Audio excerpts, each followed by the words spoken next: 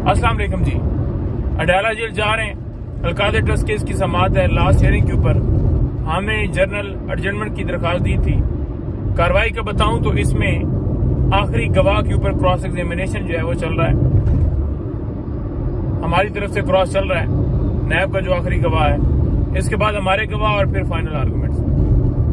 جتنے گواہ پیش ہوئے ہیں، ایک نے بھی خان صاحب یا بی بی صاحبہ کے اوپر فائنینشیل بینیفٹ لینے کے حوالے سے اسٹیٹمنٹ نہیں دی۔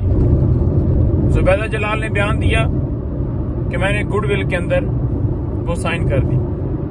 اسی طرح سے جو پرویز کھٹک ہیں، انہوں نے کہا کہ جو شہزاد اکبر ہیں وہ لے کے آئے، جو ایک کیس بنایا گیا تھا کہ سیکرٹ طریقے سے وہ لفافہ پیش کیا گیا، انہوں نے کہا جنہیں کھلا ہوا تھا اور خان صاحب کا نام ہی نہیں لیا۔ اسی طرح سے تیسرا اعظم خان نے کہا کہ میں اس کابینہ میں نہیں تھا جہاں پر یہ سائن ہوئے۔ مطلب یہ کہ کیس بلڈ جو کیا گیا تھا اس کیس سے ہٹ کر سٹیٹمنٹ انہوں نے دی، کیونکہ جو سچ ہے وہ کبھی چھپ نہیں سکتا۔ اغوا کر کے بے شک انہیں عدالت میں لے آئیں، لیکن جب اللہ تعالیٰ ساتھ ہو تو پھر سچ منہ سے نکل جاتا ہے۔ تو الحمدللہ یہ چیزیں ہیں جو ہوئی ہیں۔ اس کے علاوہ میں یہ بتاؤں کہ وہ جو پیسے تھے وہ سپریم کورٹ کے اکاؤنٹ میں آ گئے۔ ملک ریاض کے پیسے تھے، عمران خان صاحب کے، یہ بی بی صاحبہ کے اکاؤنٹ میں نہیں آئے۔ اور القادر ٹرسٹ جو ہے اس میں خان صاحب اور بی بی صاحبہ ٹرسٹی ہیں، نہ کہ وہ مالک ہیں۔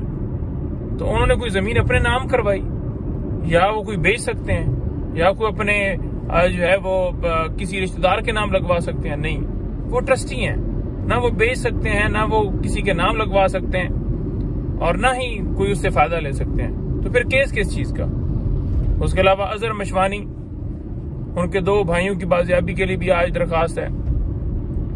2 دن کا اٹارنی جنرل نے ٹائم لیا تھا، لیکن آپ کو پتہ ہی ہے کہ ہیلے بہانے بنائے جاتے ہیں، اغوا کیا جاتا ہے بندے کو، اور پھر اس کے بعد یہی کوئی نہ کوئی اٹارنی جنرل، ایڈوکیٹ جنرل کوئی پیش ہوتا ہے، وہ کہتا ہے جی کہ ہمیں نہیں پتا۔ لیکن آپ جو مرضی یہ کر لیں، اغوا کر لیں، چھاپے مار لیں، گرفتاریاں کر لیں، ان کے حوصلے بلند ہیں، آپ حوصلے نہیں توڑ سکتے، ان کے حوصلے پہاڑوں کی طرح ہیں۔ انشاءاللہ یہ ظلمت کی رات ڈھلے گی اور حق کی جو ہے فتح ہوگی، فتح کا سورج طلوع ہوگا۔ بہت شکریہ۔